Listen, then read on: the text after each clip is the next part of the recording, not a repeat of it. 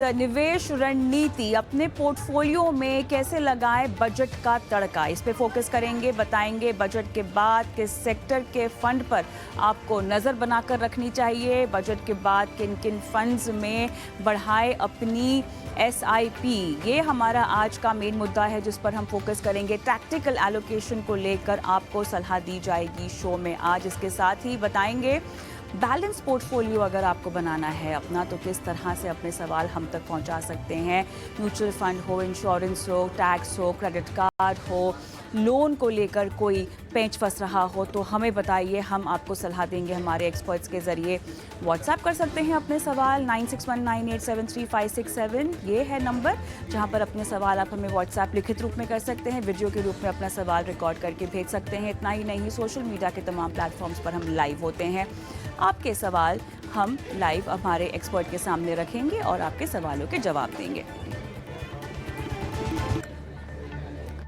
चलिए तो शो की शुरुआत करते हैं और आज का तारुफ हमारे मेहमान का। हमारे साथ आनंद रांची वेल्थ की श्वेता रजानी जुड़ रही हैं। श्वेता, स्वागत है आपका हमारी इस बेहद खास पेशकश में, जहां पर बजट के बाद जो है मुनाफे की रणनीति और सेक्टर स्पेसिफिक रणनीति बनाने को लेकर आपसे आज हम सलाह लेंगे। क्लियरली श्वेता, जो हमने देखा है सेक्टर स्पेसिफिक बहुत सारे ऐसे ऐलान हुए हैं जहाँ पर सरकार का फोकस रहा है। जिस तरह से इंटरिम बजट की उम्मीद थी, परफेक्टली उसी तरह का इंटरिम बजट भी निकला है, काफ़ी बैलेंस। लेकिन एक म्यूचुअल फंड निवेशक होने के नाते हम बोलते हैं कि आप सेक्टर स्पेसिफिक अप्रोच तभी अपनाएं जब आपके पास एक कोर पोर्टफोलियो हो।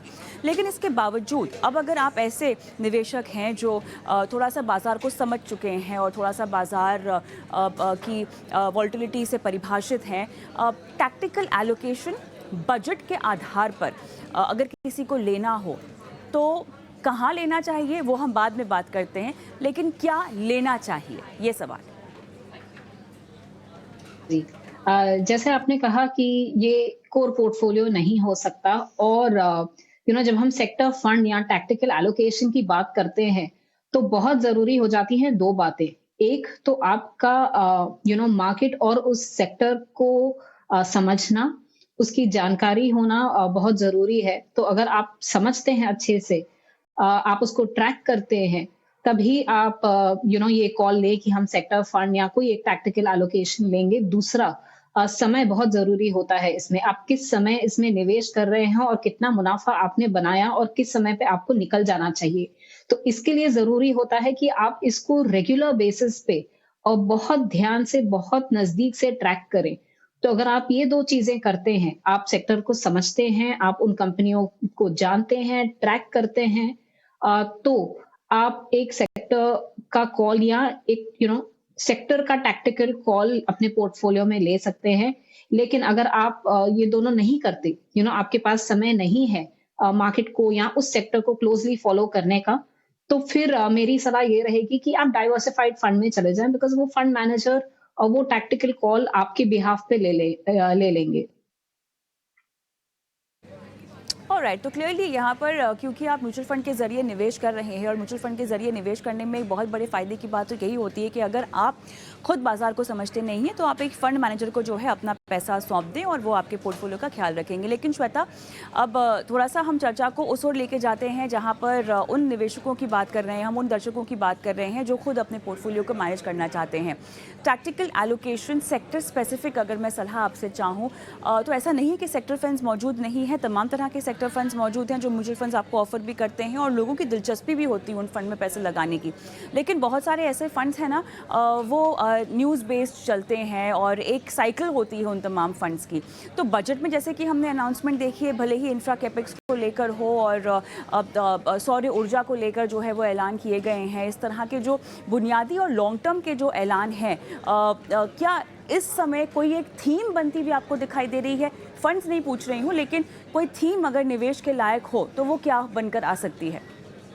जी कविता जी, जैसे आपने कहा बजट को ध्यान में रखते हुए जो गवर्नमेंट ने ऐलान किए हैं, तो यहाँ पे मैं दो तीन थीम्स या बातें आपको बताना चाहूंगी। सबसे पहले, अगर बजट में कहा गया था, फिस्कल कंसोलिडेशन की बात करी है और जो ग्रॉस बोरोइंग होती है गवर्नमेंट की, इस साल अगर उन्होंने 15.5 लाख करोड़ की बोरोइंग करी थी मार्केट से, तो अगले साल वो बोल रहे हैं करीबन 14 लाख करोड़ की बोरोइंग करेंगे।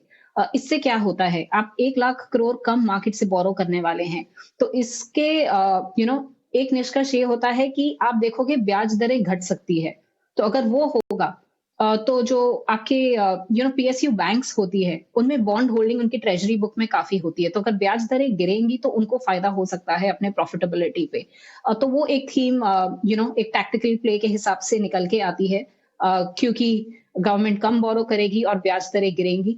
इसी से रिलेटेड एक दूसरी थीम जो निकल के आती है, अगर ब्याज दरें गिरेंगी तो बोरोइंग कॉस्ट लोन रेट कम होंगे तो काफ़ी लोग जो घर खरीदना चाहते हैं तो हाउसिंग की एक डिमांड बढ़ सकती है। दूसरा ही गवर्नमेंट ने अनाउंस किया था पीएम आवास योजना के तहत वो 2 करोड़ घर अगले 5 साल में बनाना चाहते हैं।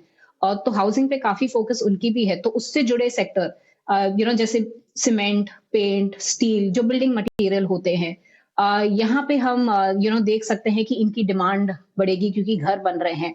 तो यहाँ से 2 थीम मैंने आपको कही जो निकल के आती है, एक पीएसयू बैंकिंग की, एक हाउसिंग रिलेटेड और तीसरा इंफ्रास्ट्रक्चर की जब बात करी, कैपेक्स साइकिल तो चल ही रही है, गवर्नमेंट कैपेक्स पे काफ़ी फोकस कर रही है। इस साल भी 11% से उन्होंने कैपेक्स का अमाउंट बढ़ाया है। पर अगर हम वो कैपेक्स को देखें तो काफ़ी कुछ डिफेंस की ओर जा रहा है। बजट की एलोकेशन 6 लाख करोड़ की डिफेंस की ओर गई है। तो डिफेंस से जुड़े सेक्टर जो पिछले साल भी काफी अच्छे करे, ये एक थीम कंटिन्यू हो सकती है इस साल। ये निकल के आ रहा है। तो अगर वैसे तो काफी चीजें गवर्नमेंट ने अनाउंस करी थी, लेकिन अगर 3 मेन थीम्स में अगर बात करूं कि टैक्टिकल कॉल अगर कोई लेना चाहता है तो ये निकल के जरूर आ रही हैं। हाँ, अब सवाल यहाँ पर ये है कि जितने भी तरह के हम सेक्टर फंड्स देख रहे हैं, एक तो अगर इनकी तादाद हम देखें, आप ही की एनालिसिस है 2018 से लेके अब तक इनकी तादाद में वृद्धि हुई है। एक से बढ़कर एक सेक्टर फंड्स लॉन्च तो किए हैं, लेकिन जब इसमें निवेश की बात आती है तो निवेशकों ने पैसे गंवाए हैं या अपने हाथ जलाए हैं। ऐसा भी है कि ऐसा नहीं हुआ है, नहीं है, बिल्कुल ऐसा हुआ है, क्योंकि लोग जो है बाजार की उस वक्त चलती हुई थीम को शेयर में भी जब डायरेक्ट निवेश कर रहे हो तो पकड़ लेते हैं, जब म्यूचुअल फंड में पैसे लगाने हो तो उसी थीम को पकड़ लेते हैं। हालांकि अगर हम बेंचमार्क की आउट परफॉर्मेंस को देखें तो इतनी कोई उम्दा आउट परफॉर्मेंस भी नहीं है जितनी शायद आपको एक वेरी वेल डाइवर्सिफाइड फंड में मिले। लेकिन आपके पास एक लिस्ट है जहां पर आप फिर भी लोगों को कॉशियस होकर टैक्टिकल एलोकेशन जो है वो अप्लाई करने की सलाह देना चाहती हैं। तो कौन कौन से फंड्स की लिस्ट आप हमारे साथ साझा करना चाहती हैं? सेक्टर्स तो आपने बता दी, अब इन सेक्टर स्पेसिफिक फंड्स में किसी को जाना हो तो वो किस तरह के फंड्स होंगे, बताइए। कविता जी, जैसे आपने कहा सेक्टर फंड में भी अगर आप निवेश करते हैं तो यहाँ टाइमिंग एक बहुत जरूरी बात निकल के आ जाती है। और जैसे मैंने कहा कुछ थीम्स जैसे निकल के आ रही हैं, एक हाउसिंग की हो गई और पीएसयू बैंक्स की हो गई।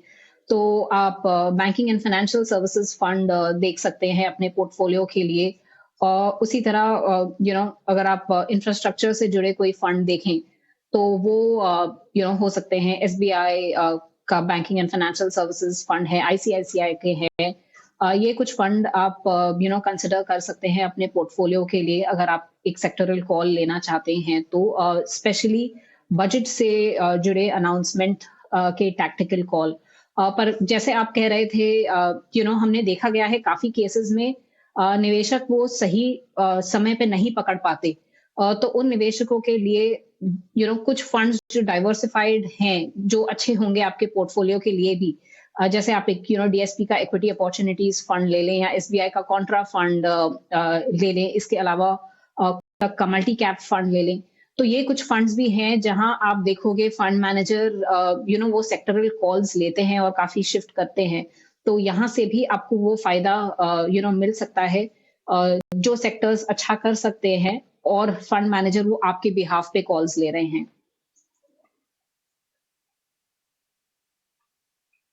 जो फंड्स आपने अभी यहाँ पर कहे हैं और रेकमेंड किए हैं, मुझे बताइए इनकी एक साल की परफॉर्मेंस एक डाइवर्सिफाइड पोर्टफोलियो के लिहाज से या फंड के लिहाज से कैसी रही है?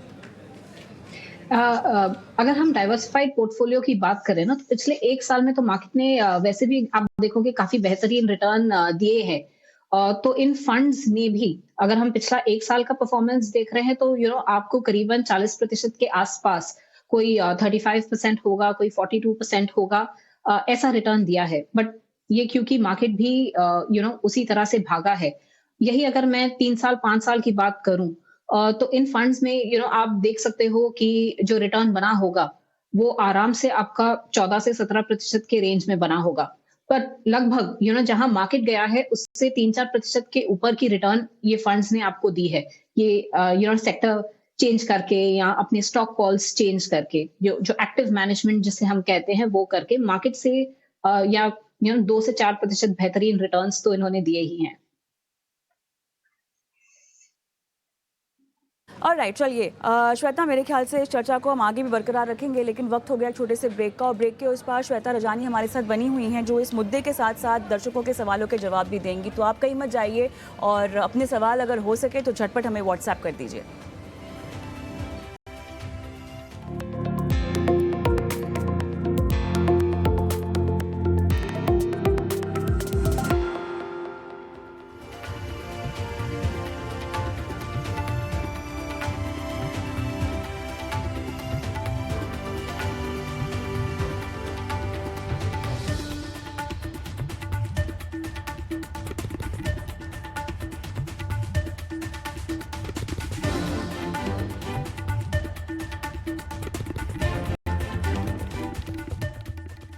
मैं हूं खुश, बताऊंगा शेयर्स ऐसे जो करेंगे आपको खुश।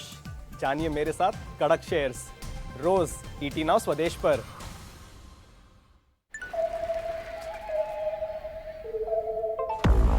Shadows of light driving into the wild. Surprise. 'Cause we're here in the wild. Keep it wild. The new Sonnet. Kia, movement that inspires.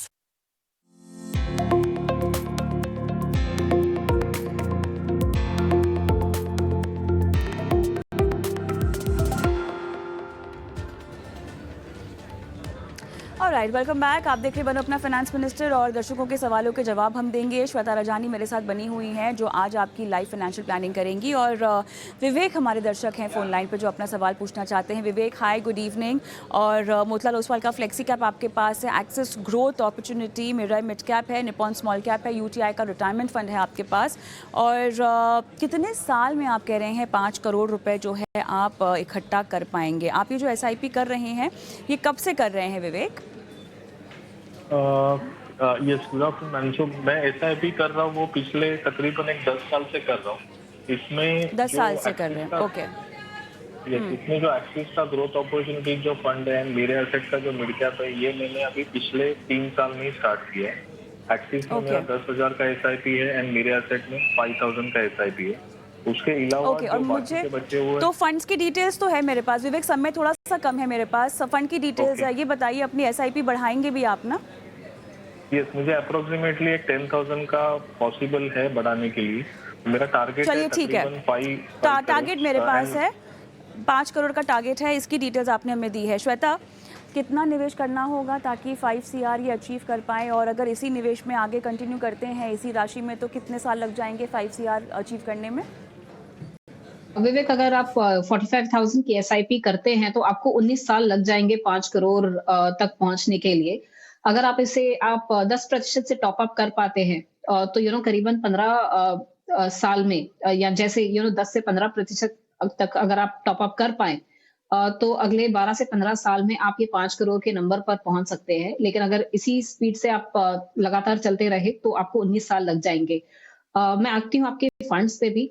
आपने जो फंड्स आज शेयर किए थे हमारे साथ, उनमें से 2 फंड्स हैं जहां पे मैं आपको सलाह दूंगी कि आप SIP कंटिन्यू करें।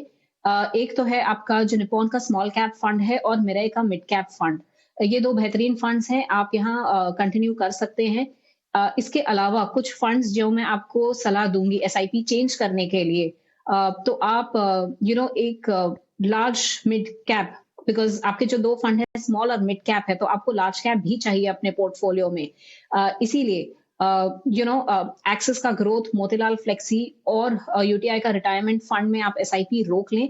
इसके जगह पे आप कॉन्ट एक्टिव और SBI कॉन्ट्रा, ये 2 फंड है, और ICICI का एक large and mid cap fund, ये 3 फंड की SIP शुरू कर लें। ऑल द बेस्ट विवेक। और अगला सवाल यूट्यूब से है योगेश का, श्वेता आपके लिए। और 4 फंड्स हैं, 10,000 रुपीज़ के SIP इन ईच फंड, ये अपनी डिटेल्स दे रहे हैं। और स्मॉल कैप मिड कैप में अपनी निवेश को क्या बढ़ाया जा सकता है, ये इनका बहुत अहम सवाल है। और एक्सेस ग्रोथ अपॉर्चुनिटी फंड है, PGIM India mid cap opportunity है इनके पास, UTI का निफ्टी 50 इंडेक्स है और पराग पारिक का फ्लेक्सी कैप है। अब बताइए इसके बावजूद मिड कैप स्मॉल कैप में एक्सपोजर बढ़ाना क्या इनके लिए सही होगा, क्योंकि वैसे तो ये काफ़ी वेल डाइवर्सिफाइड लग रहे हैं, अगर स्मॉल कैप कुछ अलग से ऐड करवाना हो तो? जी योगेश, मार्केट कैप की मेरी सलाह आपको ये रहेगी कि आप 50% के आसपास लार्ज कैप रख सकते हैं अपने पोर्टफोलियो में, और करीबन 25% मिड और स्मॉल कैप के बीच में स्प्लिट कर सकते हैं। तो जो 2 फंड आप कंटिन्यू कर सकते हैं अपने पोर्टफोलियो में, PGIM और पराग पारिक का जो आपके पास फंड है, यहाँ आप SIP जारी रखें। एक्सेस ग्रोथ ये एक दूसरा फंड है जहां आप SIP रोक सकते हैं। कुछ फंड्स जो मैं आपको सलाह दूंगी, आप SIP शुरू कर सकते हैं अपने पोर्टफोलियो में। ICICI large and mid, Canara flexi, एक कोटक का मल्टी कैप फंड, और अगर आपको एक स्मॉल कैप फंड चाहिए अपने पोर्टफोलियो में तो HDFC का स्मॉल कैप आप ले सकते हैं SIP के लिए। आगे बढ़ते हैं, भगवती साहब फोन लाइन पर मेरे साथ हैं। नमस्कार सर, कैसे हैं? चलिए डिस्कनेक्ट हो गया, लेकिन इनके फंड्स की डिटेल श्वेता आपके पास भी होगी। SBI Contra fund, HDFC index Nifty 50, Motilal Oswal large and mid cap इनके पास है, Nippon India small cap, HDFC mid cap opportunity, SBI small cap इनके पास है। और 8,000 रुपये की SIP कर रहे हैं, 15% तक बढ़ा सकते हैं अपने पोर्टफोलियो को। तो आपका पोर्टफोलियो तो मैंने पढ़ दिया है भगवती साहब, सलाह दे रही हैं श्वेता, ज़रा सुनिएगा। श्वेता जी भगवती जी, आपका पोर्टफोलियो मेरे हाथ में भी है।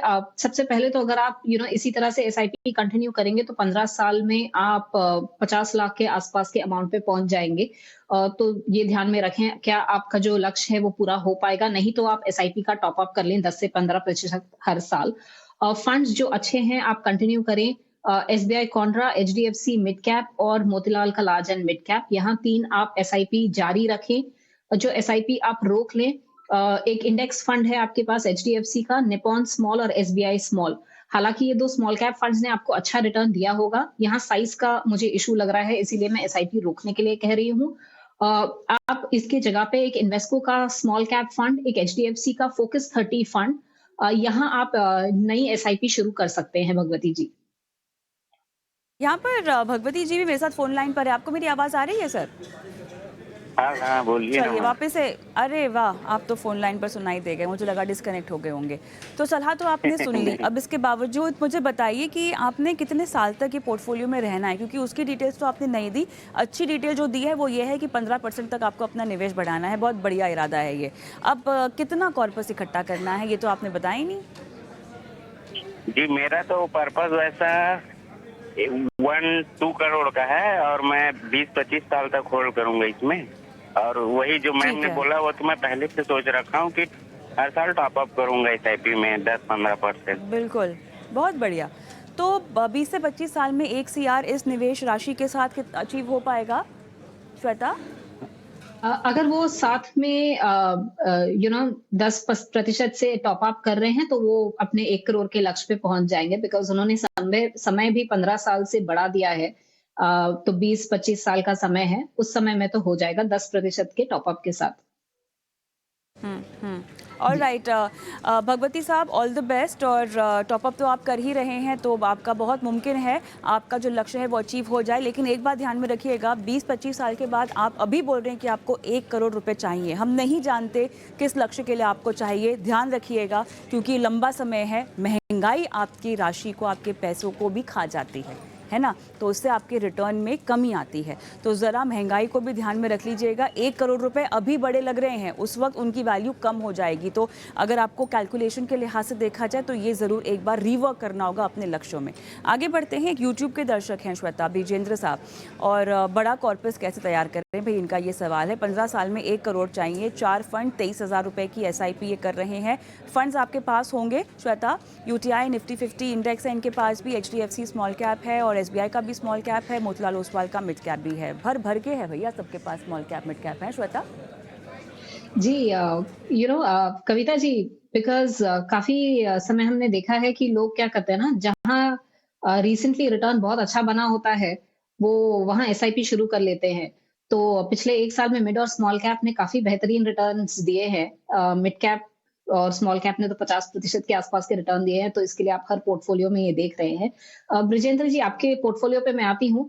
आप जो एसआईपी कर रहे हैं, आपका लक्ष्य अचीव हो जाएगा। आप अगर इसी तरह से कंटिन्यू करेंगे तो आप करीबन 1.5 करोड़ के आसपास के एक अमाउंट पर पहुंच सकते हैं। तो लक्ष्य तो अचीव हो जाएगा। मैं आपके फंड्स पे आती हूँ और आपकी मैं जैसे थोड़े समय पहले कह रही थी, आपके पोर्टफोलियो में 30% से ज्यादा स्मॉल कैप आप ना रखें। तो ये चीज एक ध्यान में रखें। फंड्स जो आपके अच्छे हैं, एसबीआई और एचडीएफसी के दोनों ही स्मॉल कैप फंड सही हैं। और यहाँ आप एसआईपी कंटिन्यू कर सकते हैं, लेकिन अमाउंट आप चाहें तो थोड़ा रिड्यूस कर लें। आपके पोर्टफोलियो में इंडेक्स फंड जो यूटीआई का है और मोतीलाल का मिड कैप फंड, ये आप एसआईपी रोक दें। इंडेक्स फंड से बेहतर होता है आप एक एक्टिव फंड में चले जाएं, वहां आपको 2-3% मार्केट से ज्यादा ही रिटर्न मिलती है। तो इसमें आप एक डीएसपी का इक्विटी अपॉर्चुनिटीज फंड कंसिडर कर सकते हैं और एक आईसीआईसीआई का फोकस इक्विटी फंड। और अगर आप एक मिड कैप फंड चाहते हैं तो कोटक का इमर्जिंग इक्विटी फंड, यहाँ एसआईपी शुरू कर लें। और राइट, तो मेरे ख्याल से श्वेता, आज हमारे पास समय लगभग इतना ही है और उम्मीद है हमने तमाम सवालों के जवाब यहाँ दर्शकों को दे दिए हैं। बहुत बहुत धन्यवाद आपका, आपने समय निकाला इस खास हमारी पेशकश के लिए आज। और